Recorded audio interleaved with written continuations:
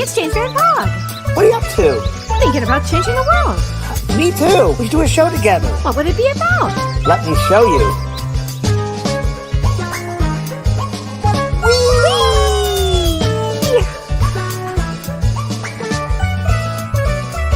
The James and Kellee Show.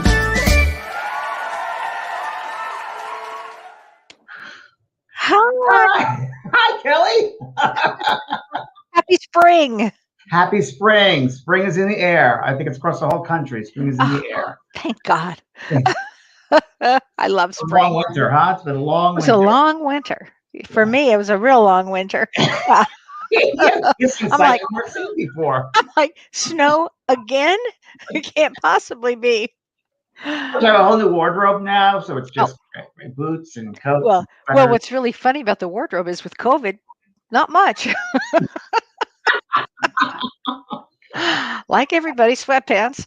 Yes, exactly. I spent the week. How was your weekend? You had a good weekend? I did have a good, my grandkids were here, and they've left now, but I had a wonderful, wonderful week off. It was great. Great. Tell me about your weekend, because I know it was exciting. Yes, it was thrilling. Actually, I went to Santa Barbara to see a friend and his wife, and it was interesting because in Santa Barbara it was very open, and I was not used to people, so it was a little bit of a shock at first. I had to go back to the hotel room and reground myself. I was like, oh, I'm not ready for this yet, and all wineries and restaurants, and young kids, and I'm like, oh, so.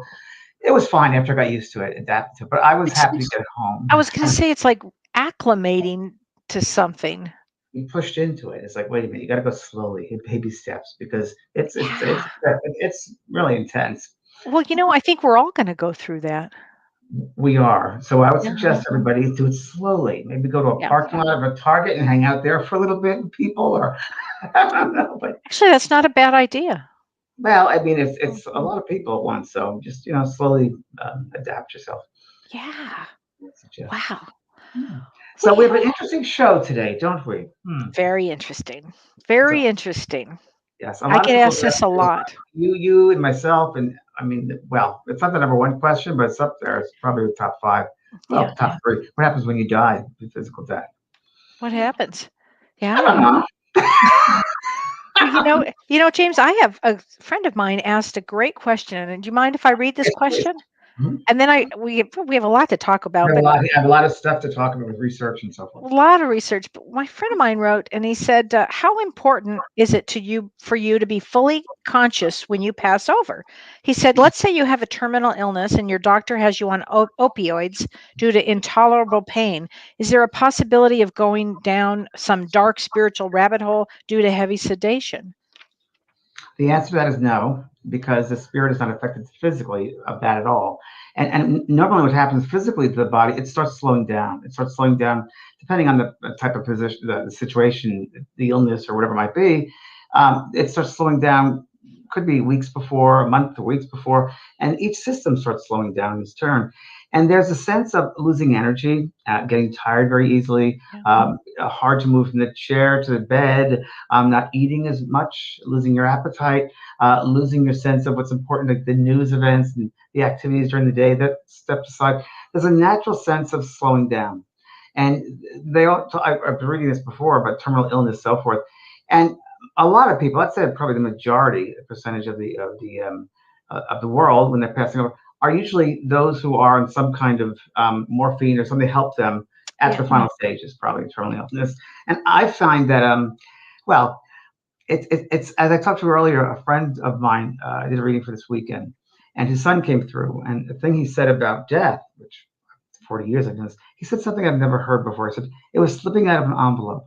That's the only I can describe. It was so easy. It was just slipping out of an envelope. And there are ways that we can be conscious of our passing if that's our journey, that we're going to be aware, or it could be quick. But we can prepare for it as well. We can prepare for our death. There are ways of doing breathing exercises, visualizations. There are things you can do to prepare for that final time. But just slowing down.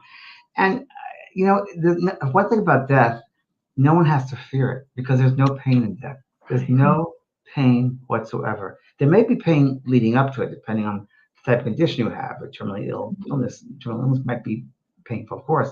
But there are medications for that doctors have brought through from the spirit world, of course, have influenced them to come up with these medications that can help to ease the pain. There should be no pain. I believe that very firmly. There Right. should be no pain in physical life. There just shouldn't be. I don't think anybody should suffer either. I don't think we're meant to suffer. Mhm. So I know that my father, with his passing, he had pneumonia, and this happens quite often. People tend to get better right before they pass over. So a Yeah. lot of people get better. Oh, she's sleeping great, or they tell my father, oh, he's doing really well. The next thing, an hour later, they said he's going to pass away because his pneumonia's gone to the next lung. Happens Wow. quite often that there's a quickening or Yeah. alertness, and then they go down. Yeah.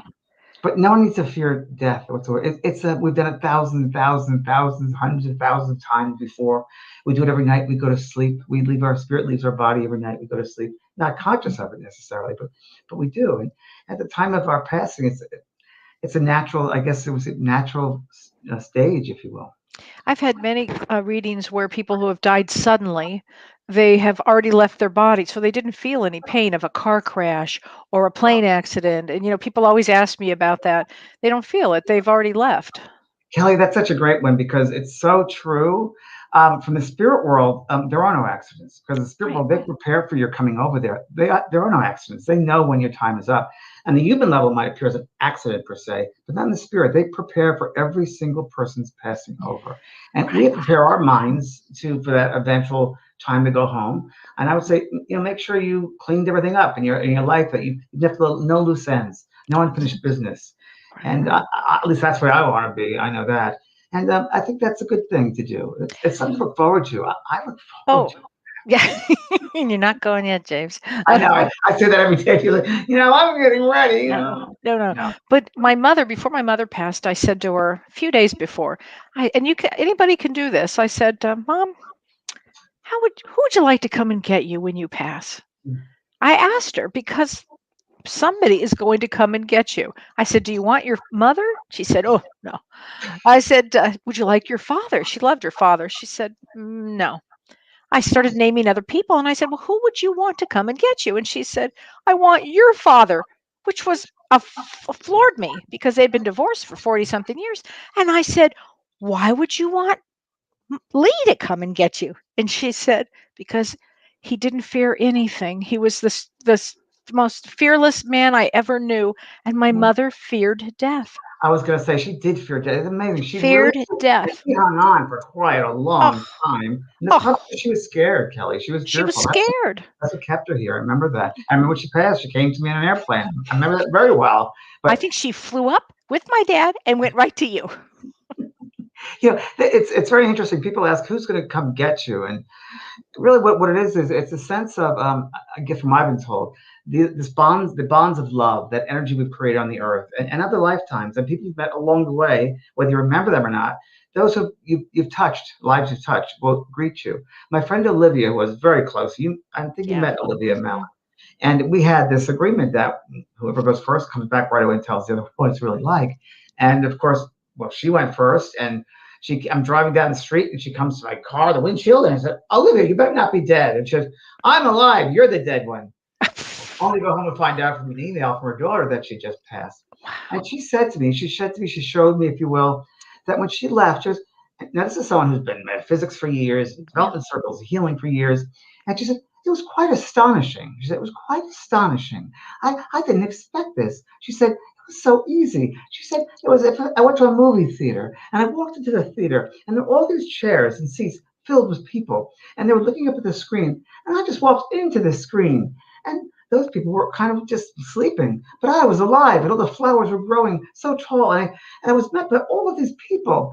And she said, everyone whose lives I touched, in a little way, I opened the door for, I smiled, I did a kindness for. They came to greet me. They came to Wow. celebrate my coming home.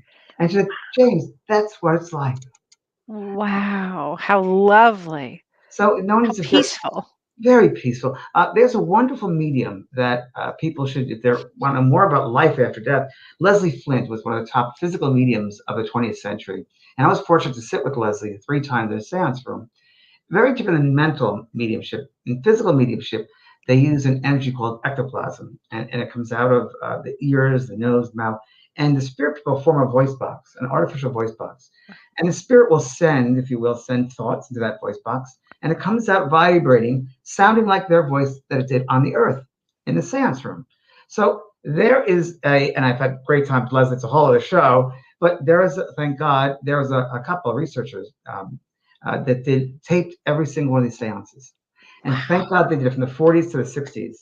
And Rudolph Valentino comes through, Queen Victoria comes through, Oscar Wilde comes through, some great ones. So it's Leslie Flint, LESLIEFLYNT, leslieflint.com. And you can listen to these voices from the spirit, and I'll tell you what their passing was like. And there was one lady who I just remember really quickly, if I just add this to it. They asked how she found herself when she passed. And it was a Scottish woman. She goes, "Oh, it was all kinds of strange. It was really strange. I was watching my television, and she goes, next thing I know, I'm gone, and I'm looking down, and there's my body sitting there. I said, I didn't understand this. And then I'm in a bed, and said, I guess you could say it's a hospital. And there was a wee little one over there looking at me. I said, what's happened to you? She goes, I died of diphtheria. And she goes, I'm not dead. She goes, yes, you are. I'm dead, you're dead. Just it's all very strange. She goes, and next thing you know, my sister Mary came through the doors. Now, Mary, I hadn't seen her for years because she was dead. I said, Mary, but you're dead. And she goes, Kate, you're dead too. I'm wearing this dress, and my favorite dress. And my sister made it for me with her thoughts. She said, calm down, rest, and in time you'll rest, and then you'll meet the family, but you need to rest. But she said, no one needs to fear at all. It's a natural passing. So Leslie Flint, everyone should go listen to his tapes, and it'll reassure you. Yeah. Wow. Well, I want to tell everybody what our friend Jordy said today because it was so interesting. You want to explain who Yes, Jordy so is? Jordy is an Earth guide of mine, and I met Jordy on a cruise I was doing the Mediterranean, I believe, my first cruise, the first cruise. And I was with my partner Brian at the time, and we're going up the gangplank to go in, and I just happened to turn around behind me, and this lady with these beautiful green eyes and just energy was like, I said, "Hi, how are you?" She goes, "I'm great. I'm here for you." I said, "Oh, great." And she goes, "I made it. My clothes didn't, but that's okay. I can wear the same thing every day. It doesn't matter." So I turned to Brian, my partner, and said, we're hanging out with this lady. She's got a great perspective on Yeah. things. And that was the beginning of the wonderful Jordy world because lovely spiritual teacher and Yeah. Jordy's great. And Jordy had a son that passed, and that's how we met. And she that on that cruise actually came through in a reading. And I remember one of the things he brought through the evidence. I said, "Hey, some of you have a T-shirt of his with a hole in it." And she said, "I do." And she pulls it out of her pocket. There it was. But It was, she's so interesting. It's such an old, wise soul. And hi, Jordy, if you're listening. And she gave me permission to tell this story today, which I couldn't wait to share with you and with everybody because it was such an interesting way of passing that I had never heard before. But when her beloved son did pass away, it was a few years ago, a month after he passed, she was sitting in a deep meditation and he came to her and he said, I'm going to show you how I passed. Would you like to have the experience? And she said, yes, I would. And he said, okay. And she said, first, this beautiful green crystal light of healing came through, like a tunnel of green healing. The color of green, she said, I've never experienced before. It was like reflecting of crystals. And she said, I knew immediately that there was no time here when I was in this tunnel. She said, I knew there was only beginnings. And she said, there was no fear and it felt so good. And then she said, it my son described it to me as, when you have packing and you have those little pops when you're packing a package and you've got those little pops of sure. plastic kind of like. She said he explained to her that when he passed, it was he could feel the pack of his soul unpacking to leave his body. Like that bubble The popping. bubble popping and then his soul was released. Never heard that before. And I haven't either. And there is actually some people have described like a popping sound too, by the way. That's been known that healthcare workers have heard sometimes popping when someone leaves the body. Yeah, Wow. yeah. It's Isn't that something? it really is. It really is. Again, it's a Yeah. part of life, and we've done it many, many Mhm. times. I was looking for some books that I was researching for tonight, and I came across this wonderful book called The Zen of Living and Dying. Ooh, Yes, I've had this for years. a practical and spiritual guide. Wow. It's very, very good. And I just wanted to read a little bit about embracing your death, if I might. So reflect on the words of a Zen master. Your mind essence is not subject to birth or death. It is neither being nor nothingness, neither emptiness nor form and color, nor is it something that feels pain or joy. However, much you try to know with your rational mind that which is now sick, you cannot.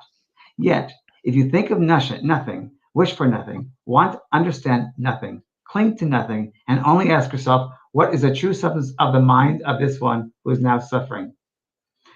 And ending your days like clouds fading in the sky, you'll eventually be freed of your painful bondage to endless change. So it's imagine yourself then fading away slowly, very slowly, until you remember less and less, and allow a peaceful, relaxed feeling to take over, not in a hurry, but slowly. Oh, I love that. Sounds relaxing. Yeah, and I was Sign thinking me up. we have to do a show about preparing to die, right? We got to do a show about that. Right. For, Really. about preparing, absolutely.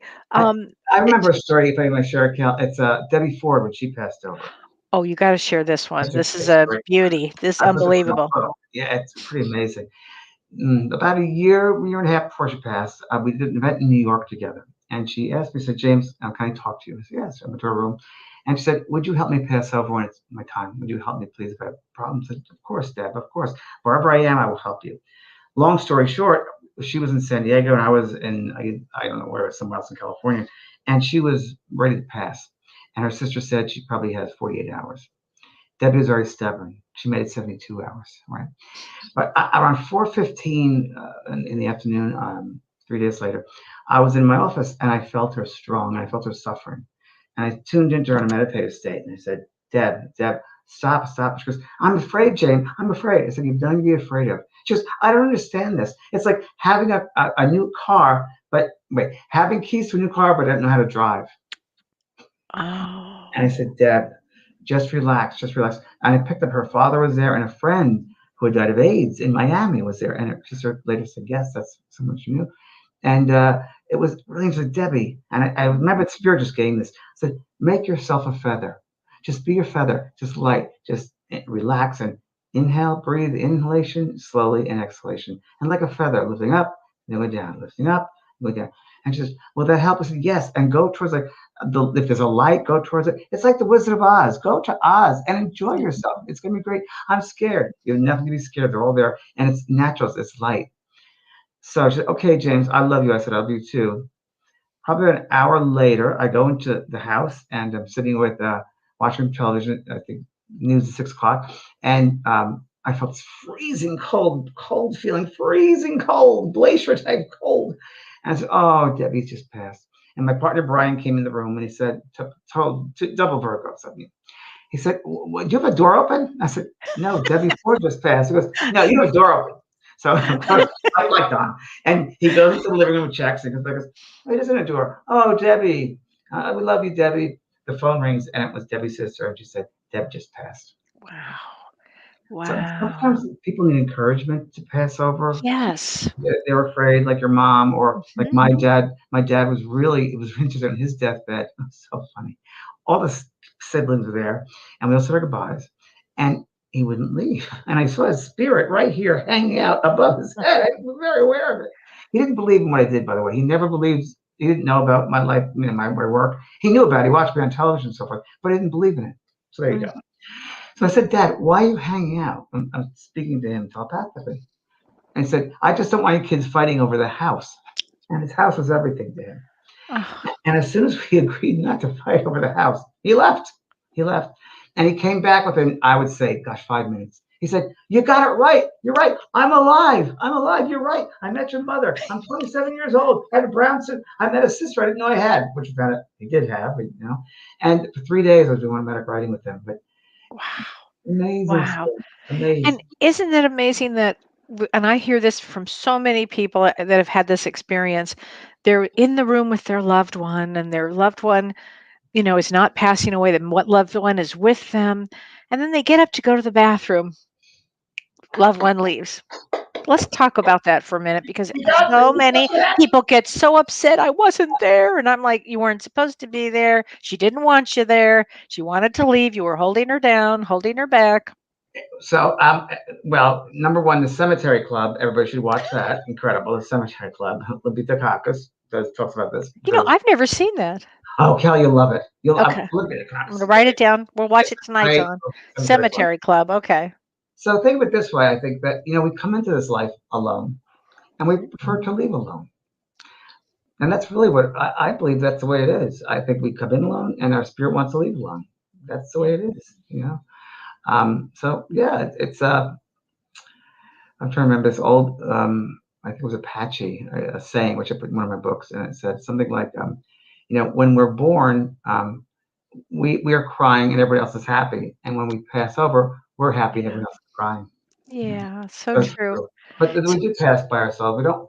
Yeah, and have my father went to visit my mother in the hospital, in the nursing home, and he was going down. We finished, went down the elevator. My sister Maura was coming up the elevator. She went. My mother was dead. So between those 5 minutes, she went. Right, right.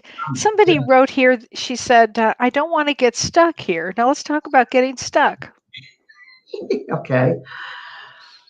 Well. I get stuck. No stuck. Yeah. I'm not going to get stuck.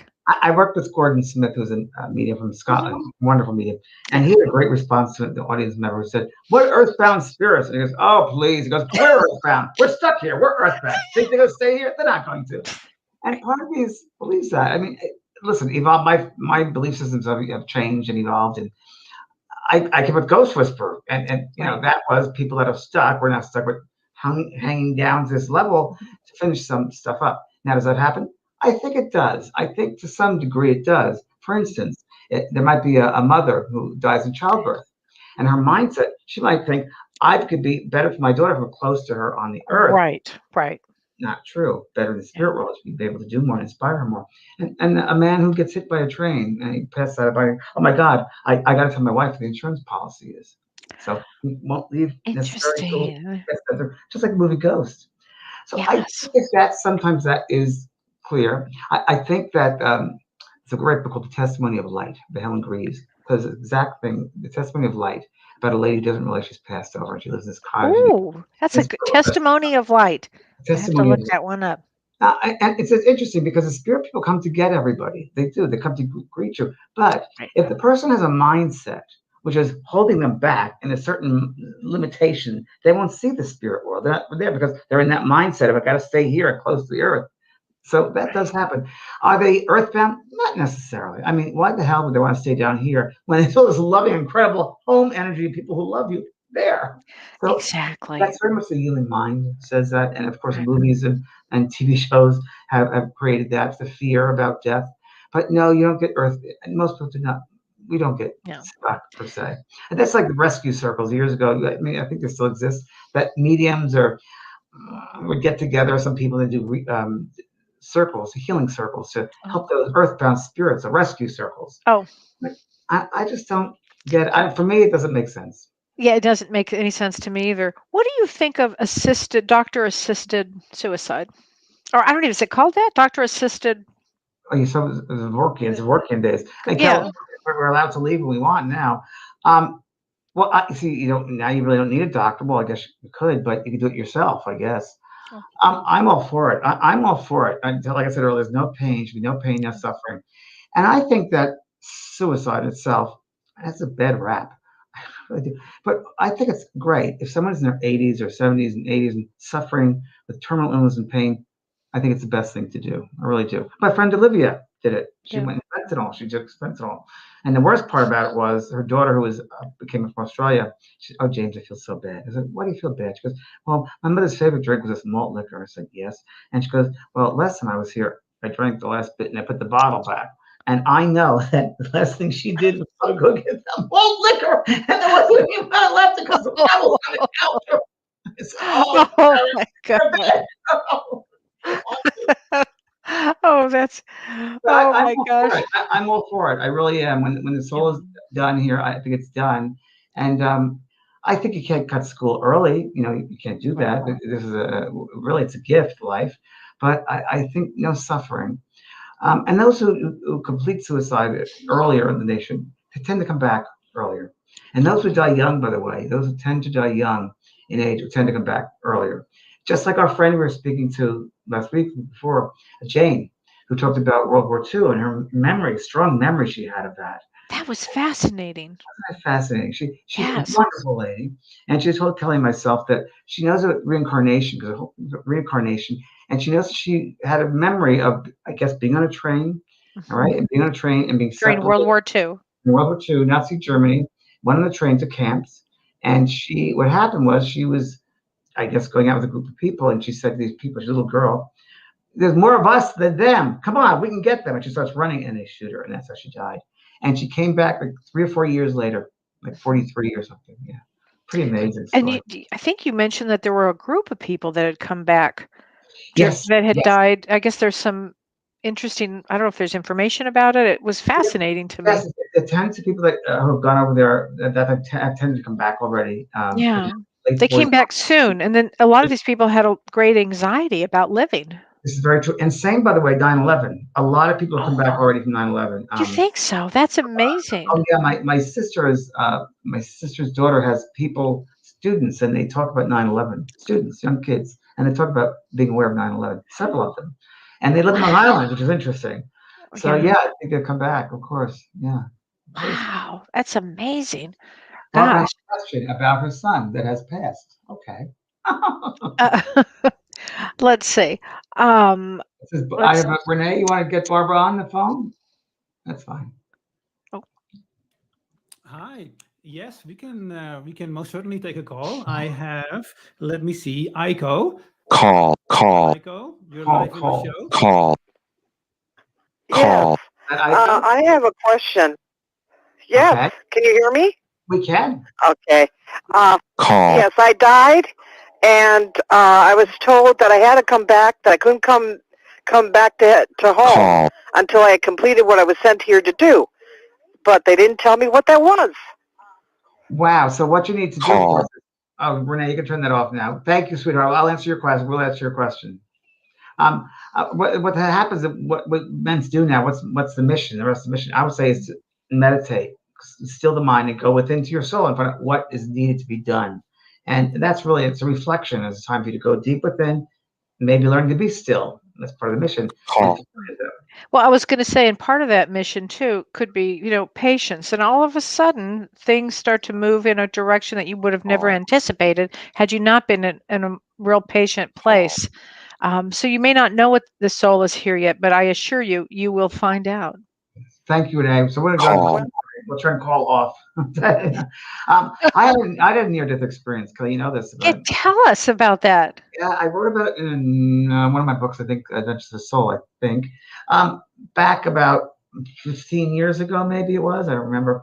It was November. I remember that. I was in Los Angeles. I was staying up there because I was working on, I think it was Ghost Whisperer, and I was staying there, a condo that CVS provided.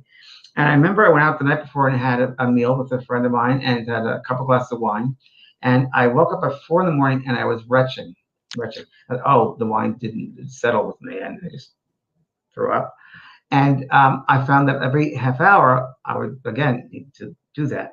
So I thought I have to get home. And I lived in Laguna Beach, and which is about an hour and a half drive south. So I got in my car and started driving down south. And every other exit I had to get off and throw up. Okay, it's probably 12 o'clock then in the afternoon. I get home, and again every half hour or 40 minutes, again I was fine. So my partner Brian came over to my house after he got out of work around 5, and he said, I told him what happened. He said, you got to go to the hospital. I said, I don't want to go to the hospital. He goes, you got to go. I went into the bathroom, and then again, my head hit the counter, and it went out of the body. Went right out of the body. Painless, by the way. I was out of the body looking down at my body, which was blood all around from blood came out of my mouth, and it was like a murder scene. And I'm like, wait a minute. This can't be. I'm not supposed to go yet. What is this about? This is not my, what is this about? And I saw my cousin Patricia, who died from completing suicide, by the way, who taught me about physics when I was a kid. And I said, can you help me out? Because I need to know what's going over. I'm not ready to go over. Can you help me here? She goes, yes, it'll be all over soon. Not over, but it'll be over. Okay, whatever. At that time, I had an awareness that every single person, again, I was out of time. There was no time. Like George had no time, no linear sense of that.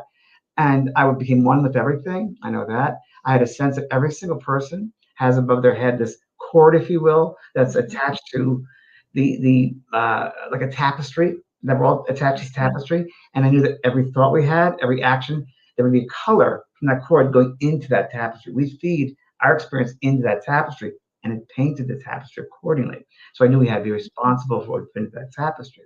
So I was aware that. Next thing I know, the scene shifted. I'm in a garden. My father is there, and I go toward him. I said, "Dad," and he said, "Here," and he gave me a flower. He said, "It's not your time yet. You have to go back." And before I knew it, I was back in my body and my head was hurting. And Brian was saying, "Wake up, James, wake up." And I opened my eyes, and the first words out of my mouth was, "Dying is easy, living is hard." Oh my gosh. Wow. So it was an It easy was a experience. Mallet tear. Yeah, it was a tear of the esophagus and those 5 Wow. pints of blood. It's 5 pints of blood. So, yeah. Did you get to the hospital then? I did, which was 2 blocks away, but I called 911. And these hunky ambulance guys came. I'm like, okay. I'm like, yeah, he dead yet. And I said, okay. And they said, you need to walk to the ambulance. I said, excuse me, we got to see that you can walk. Okay. I'm like, well, then what's I need you guys for? Oh my God. You're Yeah. right. Living is hard. But it was really interesting because I couldn't eat for a long time, and I couldn't eat. And I remember I had to learn patience because my roommate was an 85-year-old man who had senility, and he would drop his earpiece, his hearing aid in the middle of the night, and it was just all hell broke loose. So nurses, thank God, she knew who I was, and I said, pain medicine. Okay, I couldn't take them. Oh my God. Well, That's Thanksgiving Day, his family came in and burned some turkey, and of course I couldn't eat. And after they left, he said, "Eat turkey," and goes, "You can have it." My God, nurse. I want to go back on the other side. Take me now. So Mariel G says, what is the best way to prepare emotionally and psychologically, spiritually for the passing? Well, I'm glad that she asked. I have the answer right here. Yay. I also want to talk about what the earliest signs a person's going to die in, because that's a pretty good one. Okay. I think there's a lot of anxiety about death, and I think each one of us have to really have our own relationship with what death is, and learn about it is a great way we're doing tonight. But people should learn more about it, read books on it, and learn more, educate yourself. There's nothing to be afraid of. That's the human part of us. So that's the first thing, is to prepare yourself with a knowledge and awareness. Right. And I would say also get into meditation. I think it's great. I think when you're terminally ill and you're going to prepare that way, you want to be eased. You want to ease up. That's where you have to pass over. It's like I said to Jeb before, be at ease, lightness of being. That's really where you want to. You don't want to be anxious about it, because it's be anxious about it. It's soft, not hard. It's soft. Right. So educate yourself as much as you can. Talk to as many people as you can. Read books. Yeah. We die a little every day. Yeah. There's cells that die off every day and are born every day. So one thing I wanted to talk about, Kelly, which I thought we'd do about this past 2 weeks, it won't leave my brain. Those things that you have to keep on talking about won't leave you. So stay there until it's done. Oh, you bet. When I was thinking about the show tonight, that same thing came to me, which was life is about movement. Energy is moving. Life is all moving, always moving. Never should stop. It never should be stunted or stand still or blocked, because life's about movement. It's all movement. Energy moving. You can't stop energy. And so that's life. And we hold on to attachments of certain things, whether it's emotional or physical or mental, or not being able to forgive somebody, perhaps, whatever it might be. Those are blocking the energy. That blocks the energy from moving. So one of the ways to prepare would be to start looking at anything that you've held on to, maybe. Exactly. Begin to have a reflection of your life.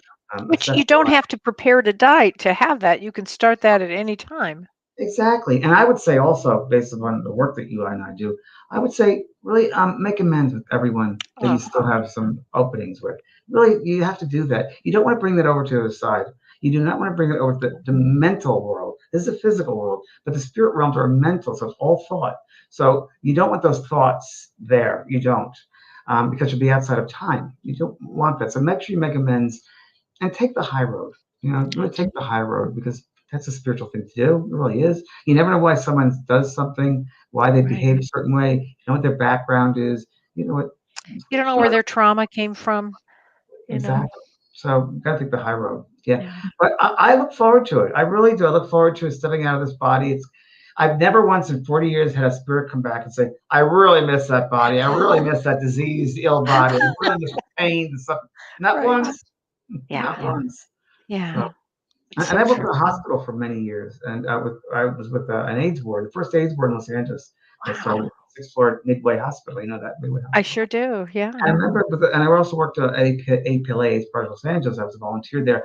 I worked with a lot of hospice, a lot of people who were preparing their journey before I did the work I'm doing. And they would often say that they'd have dreams of their loved ones days or months before. And that happened quite a bit. It's very, very common to see loved ones, people you haven't seen in your life for a long time. They come into your mind.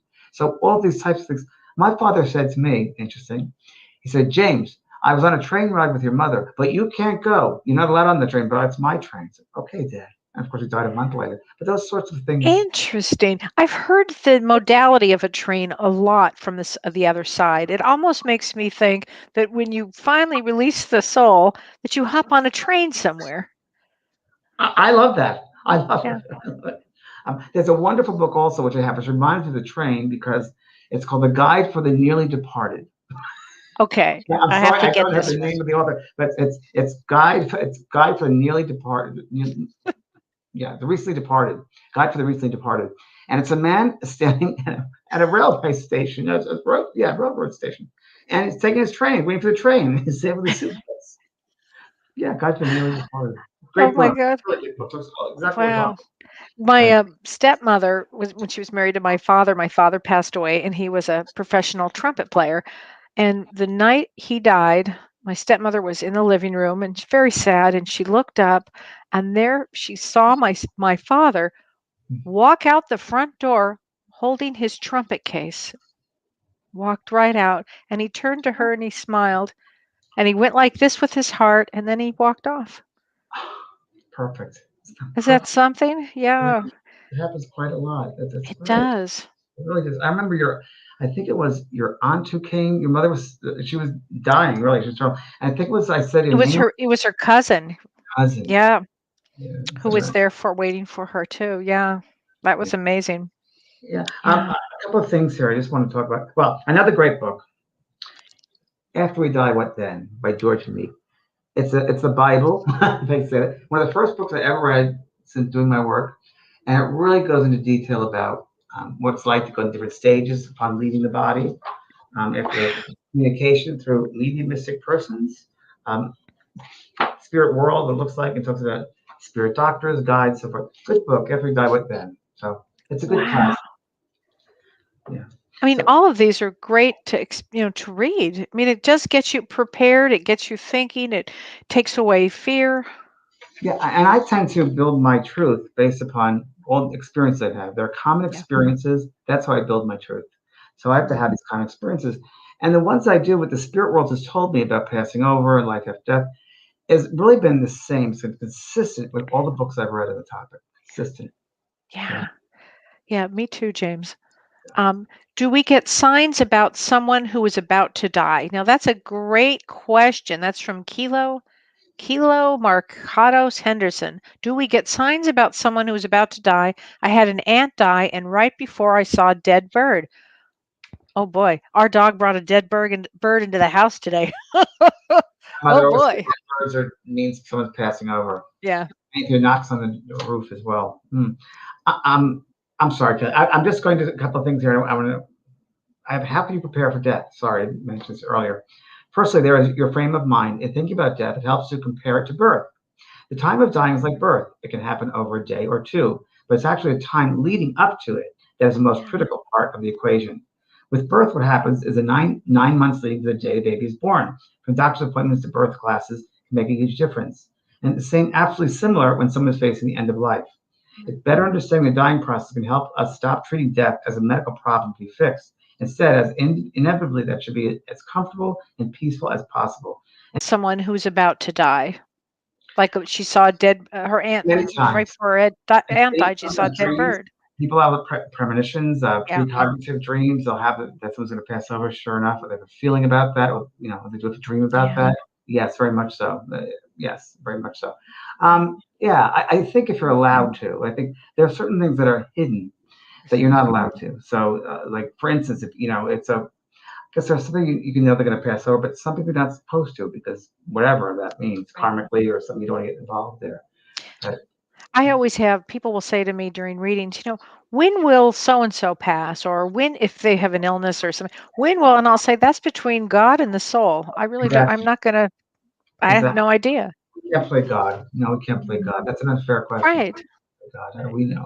You know, I mean, you never know the person's. I think there are destiny points. I think we're born at a certain time, no doubt about it. And I think we go at a certain time.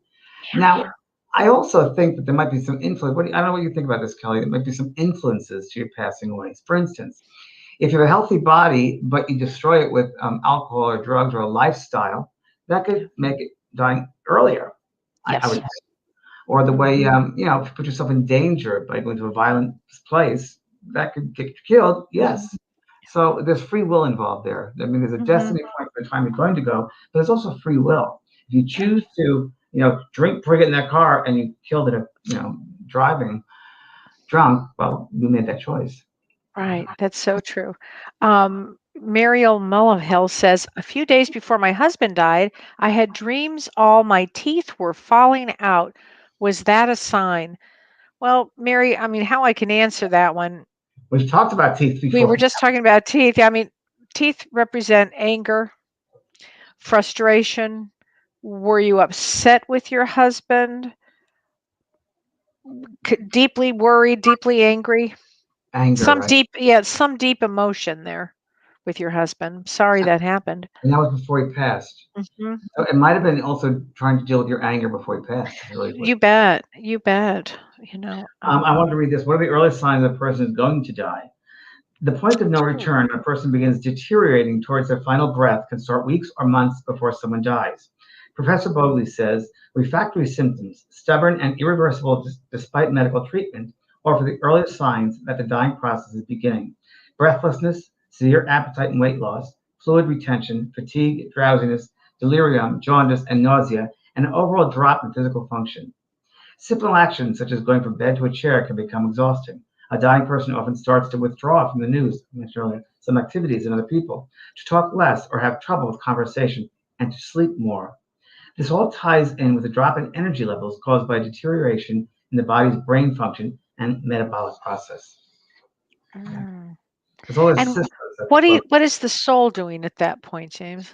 the soul's preparing to go. The soul Yeah. is So the preparing. body is getting weaker, and the Yeah, soul is. Do you kind of think the preparing. soul is spending time on the other side? Without a doubt. I think the soul does that. I think that as we get closer to that time, I think the soul will get out of the body. It's definitely months before. Yeah.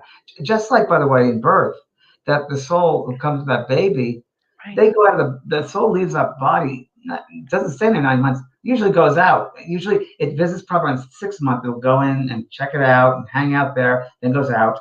7th month more, 8th a little bit more, 9th, it's got to stay in there. But it does tend to go out to the 11th month, and it goes out to the top of the head, and that's a soft spot, the last place to come together. And the soft spot is where the soul is That's right. connected. The crown chakra, it leaves that way. It always leaves that way. That's why sometimes we're sleeping, we're going to sleep, and we shake, we come back. Because you haven't laid the correct access to the crown chakra. You're not leaving straight up, you're off to the side. So you come back in and relaunch. And we launch. Yeah, relaunch. Yeah. Oh my gosh. Let's see. I Are want those? to Go ahead. how long does the dying take? Is it painful? There you go. UNSW professor of intensive care, Ken Hillman says, when he's treating someone who is going to die, one of the first questions he is inevitably asked is how long the person has to live. That is such a difficult question to answer with accuracy. I always put a rider at the end saying it's unpredictable. Even when we stop treatment, the body can draw on reserves we didn't know it had. They might live another day or 2 days or 2 weeks.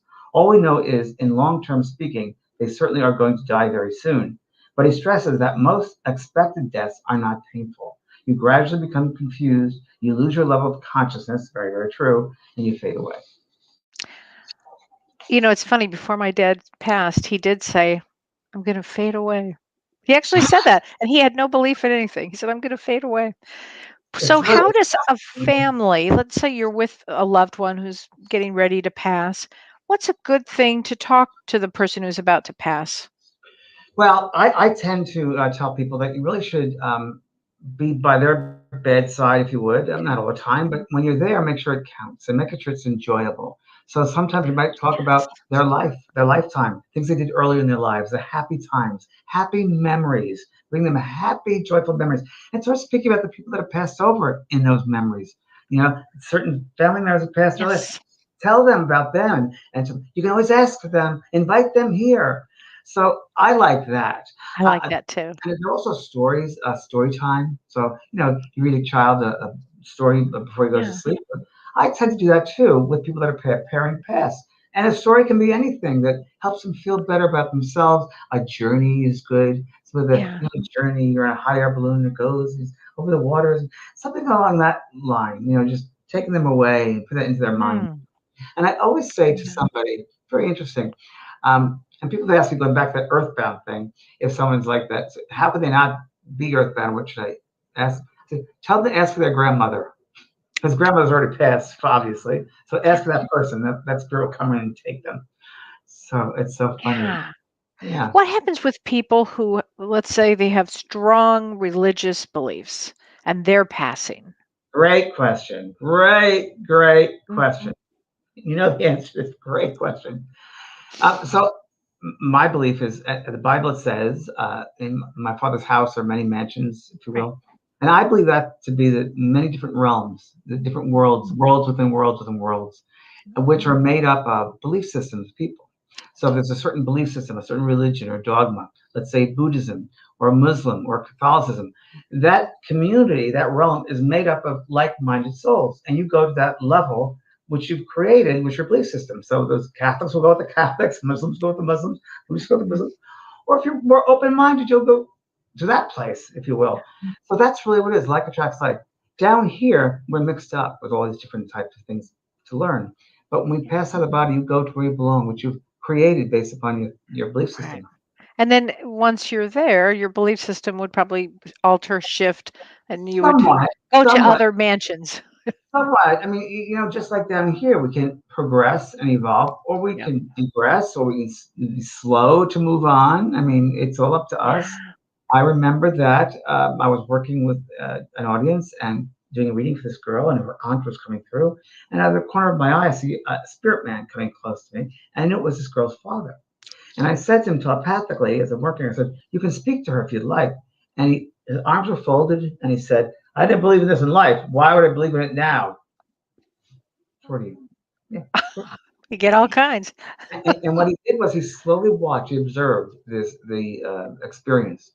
And I kept pushing, "Want to give it a try? Want to give it a try?" And he did. He had confidence, and he came through to her, and it helped him move on. It helped him then believe. Wow. So Wow. So he was a one little thought, stuck he was a little stuck in his in his belief system. beliefs. Yeah. Belief system. And our thoughts really help the spirit people. The Yeah. Catholics have it right. They say prayers for those that departed, because remember, it's a mental vibration. So if we send, and especially I want to say suicide, if you will, people that sometimes get over there, they're kind of this place, painful maybe from the past, and sometimes the thoughts we have of love. If we send love to them, just send them love, they'll receive that love. So again, let's say someone who suicide or overdose, whatever it might be, and they're beating themselves up over there, our loving thoughts will reach them and open them up to start loving themselves, because we have love for them. It'll say, "Well, I'm worth it. I'm just loving myself. Then I must be worth their love. So I gotta love myself." It works. Yeah. Yeah. So Thoughts are so send powerful. love. Send love. Yeah. Send love. Best thing we can do for those who left the body. Send them love. Yeah. You don't have to get confused. And a lot of people ask questions about dementia or Alzheimer's, like Hmm. what happens. And I wrote about this in my first book, Talking to Heaven. From my understanding, as we talked about earlier, the soul will go out of the body quite a bit. And the physical part, the mental deterioration continues, but the spirit is fine. It's fine. The soul is fine. Well, it's So funny, James, because you and I have both done readings for people where the person, I'm thinking they're past, and you and I both have had this experience where we know they're past because we were talking to them, and yet they're in their body with Alzheimer's Alzheimer's, or dementia. And it's a little, and then all of a sudden we'll get a phone call. No, they just passed or something. It's pretty interesting. Very interesting. Very Yeah. interesting. It happens that way. I mean, and there are Yeah. people that are, will visit their loved ones. They have a dream of their dying mother or father who has Alzheimer's or dementia. And so I had a dream of them. I said, well, their soul was perfect, so they will come to you. Of course, they'd be able to do Right. that. So, Right. yeah, we I should have know. this is an interesting question. Charlene Testa says, is there a reason, or does the spirit, once it's past the body, follow, or does the soul follow the body? And I think until the body is either cremated or buried or. It's a good question. It's a good question, an important question. And in the days past, if you will, the Catholic Church used to put that when someone died, they would, and they still do, 3 days. And mostly it's 3 days in most religions, I believe. They would put candles at the head and the foot of the departed, the casket, if you will, and they would do that for 3 days. The reason I put light candles there was so the spirit couldn't come back into the body. As if it's going to make a mistake. Try to get me in. I'm going to go back in. That's fascinating. It's fascinating, and there's a word for it. I don't know what the word is, but there is an actual term. But there is, if you will, when we leave, of course, when we leave this vessel, the mindset of someone might feel they want to be close to it, and again, it's their mind. It's their. It's a mindset. The mindset. You're free of it. You don't need it.